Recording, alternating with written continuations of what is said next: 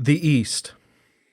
As one progresses further east from the inland sea, the eastern forests become gradually thicker and more silent and more hostile.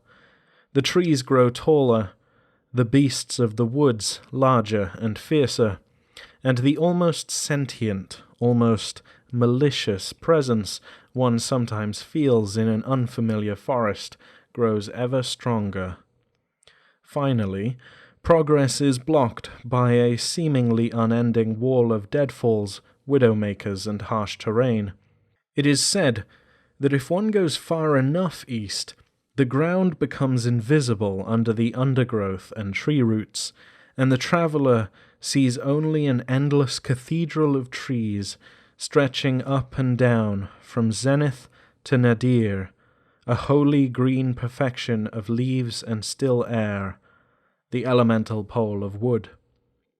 Barbarian tribes live their lives in the Far East, in a world that is bounded by trees, where they never see the sky for the leaves or the ground for the roots. In the southeast, the forest becomes more tropical in character, while in the northeast, pine and ash choke out the oak and maple. All areas of the forest are rich in useful plants. Not only do edible and useful vegetation grow in abundance, but the woods bristle with a wide range of medicinal and recreational herbs.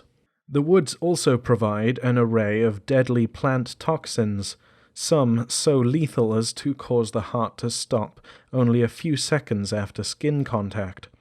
Only the most daring explorers or most driven merchants risk the deep woods in search of rarest plants. Strange spirits roam deep in the forests, and the trees themselves can rise in anger against intruders. In the First Age, gold and diamond cities gleamed among the trees, such as beautiful Rathess, where the dragon kings ruled, proud Malessa of the 11 Towers, Speramin, the abode of sorcerers, and lost Samarien in the northeast, where the snow fell on amber bridges among the pine trees, but the inhabitants could walk freely in thin silks, even in the depths of winter. With the decline of the dragon-blooded shogunate, the Wild and Fairfolk reached out to attack those cities deep in the eastern forests. Some resisted, and some remain, but many have been lost to all current knowledge. Others were overrun by the forests, so that the inhabitants had to flee west for their lives and souls. Swamps cover their once beautiful streets, while trees grow through the crystalline dwellings. The average inhabitants of the East have brown skin, ranging from light tans to almost bark-like browns in the Far East. Hair tones in the East are like the hues of leaves, in colours ranging from spring till autumn. The typical Easterner is tall, with even women standing at nearly 6 feet. Eastern families tend to be matriarchies, centred around a female and successive generations of female offspring. Male children are raised by their mother's brothers, and marriage is uncommon but not unheard of. Everyone honours the spirits of the forests. In some places, greater local deities are revered, while even the lesser spirits receive prayers and offerings in others. The East is dangerous, but it offers so many profits to traders and adventurers that an endless stream of caravans travel there in search of lost treasures or present fortunes. Deep in the southeast lies Rathess, one of the gems of the First Age. Tropical vines hang from exotic hardwoods in the jungles that surround it, and jungle tribes hunt there, having long since lost any trace of the civilization of the past. Legends tell that the vast metropolis was once ruled by the dragon kings, who worshipped the unconquered sun with strange and bloody rites. Now, the streets are cracked and broken, the buildings overgrown, and the bestial lizard-like creatures that relish the taste of human flesh roam the underways beneath it. From time to time, adventurers risk the area's harsh rivers, its savage tribes, and the poisonous blossoms that fill the city itself. Occasionally, some return. Further east lies Mahalanka, the city of 1,000 golden delights, once named Speramin in the First Age, where it was renowned as an abode and a training ground for sorcerers.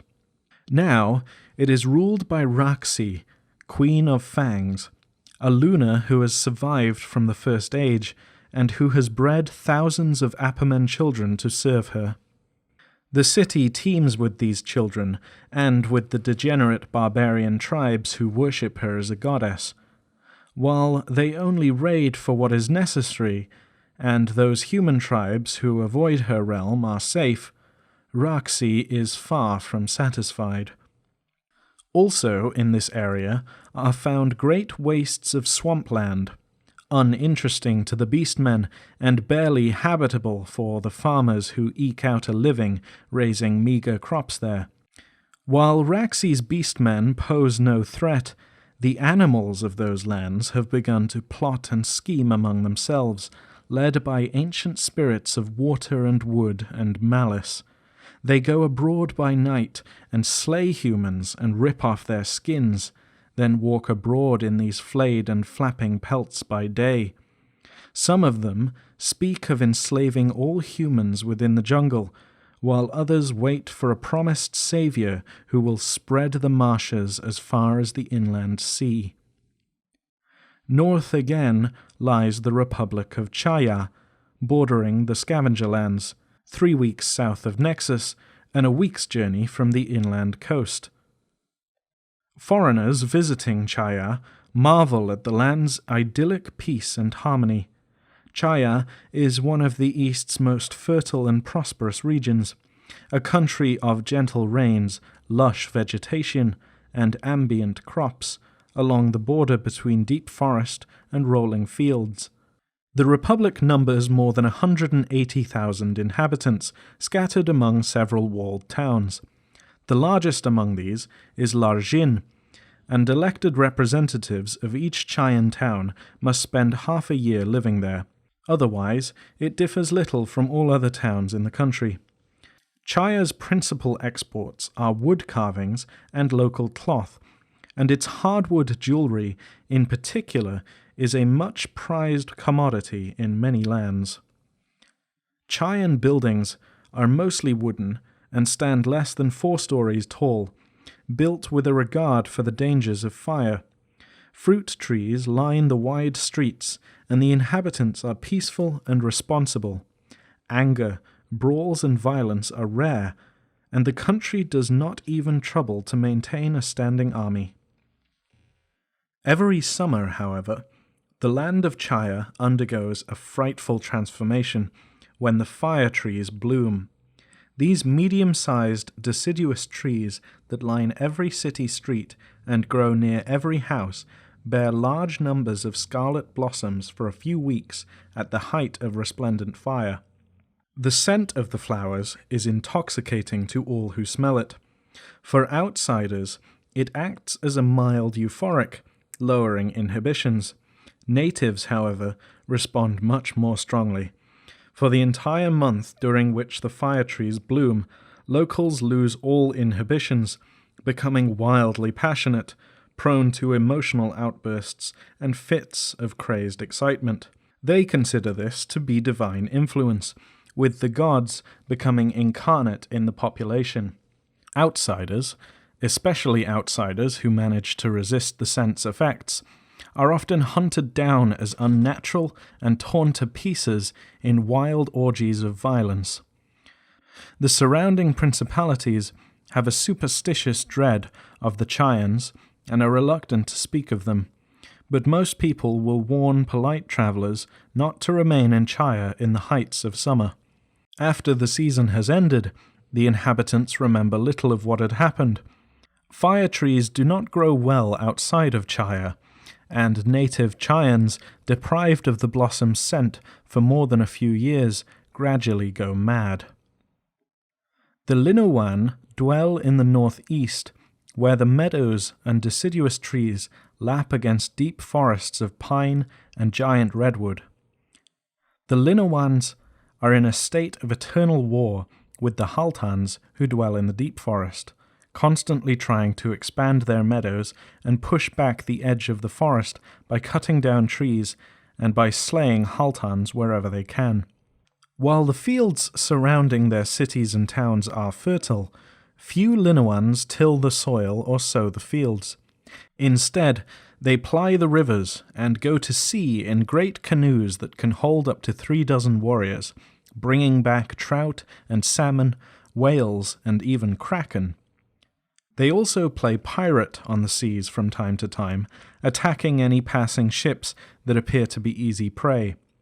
Regular traders are given specially woven flags to fly when sailing near Linowan waters, and those ships are never attacked. The Linowan people have skin the color of oak leaves in autumn, and spiky black hair with natural green highlights. They dress in skins, bark cloth, and wool from wild sheep and goats that they hunt in the northern hills. They reject the Immaculate Philosophy, even though they are firm allies with the realm, and choose to worship instead the 5 maidens, the unconquered sun, and the spirits of the ocean and rivers. Queen Raksi rules the Linowan from the capital of Rubilak, and she hopes to persuade the realm to provide her with warriors and dragon-blooded to aid a fight against the Linowans. While the Linowans raid nearby countries from time to time, their true foe is the deep forest and the Haltans who dwell within it. The houses of great Linowan chiefs are built from planks taken from redwoods hewn from the forest, and Haltan captives are occasions for great celebrations before their ritual execution by burning alive. Similar treatment is reserved for any Linowan found to have aided the Haltans or visitors who perpetuate serious crimes. Such visitors are assumed to be in league with the Haltans. The most famous creations of the Linowan shamans are their masks, which are worn by the shamans themselves or given to mighty hunters, warriors, storytellers, or anyone else widely acclaimed and judged worthy. These masks are carved in grotesque animal shapes and inlaid with brightly colored stones and cloths. Each one is made for a particular person and will work only for them, and all have some strange power worked into them. How they are made is a closely guarded secret of the Linowan people, taught only to elder shamans. East of the Linowan, deep in the coniferous forest, live the mysterious Haltans. Like the forest-dwelling barbarians of the Far East, the Haltans live up giant trees that cover their land. However, unlike these savages, the Haltan people possess a complex society marked by fine metalwork, tamed vegetation, a unified central government, and the intelligent beasts and birds that live among them. Their cities and towns stand on a series of huge wooden platforms in the branches of their prized redwood trees, and their capital city of Chantra is a true work of beauty and a marvel of engineering. Throughout their territory, across the branches of the great trees, the Haltans have built a complicated network of aerial bridges that connects their various settlements. A man can run for 100 miles across the forest and never once touch his foot on the ground. The Haltans are much like the Linowan physically, save that their hair is a deep, rich green, and their toes are slightly longer than the norm. They certainly share the Linowan attitude of eternal hostility. Typical Haltan weapons include swords, spear throwers, and razor-sharp steel war boomerangs. Their pets are frequently weapons in themselves, be they giant wood spiders, lynx-sized tree cats, or stranger creatures still. The Haltans revere their trees as holy and treat them with love and respect. They seek to expand their sacred forests, and warriors sometimes go on expeditions to the woodland's edge to plant seedlings and increase its borders. The Haltan are also famed for strange plants that they cultivate, or that they can harvest from the deep wilds of the forest.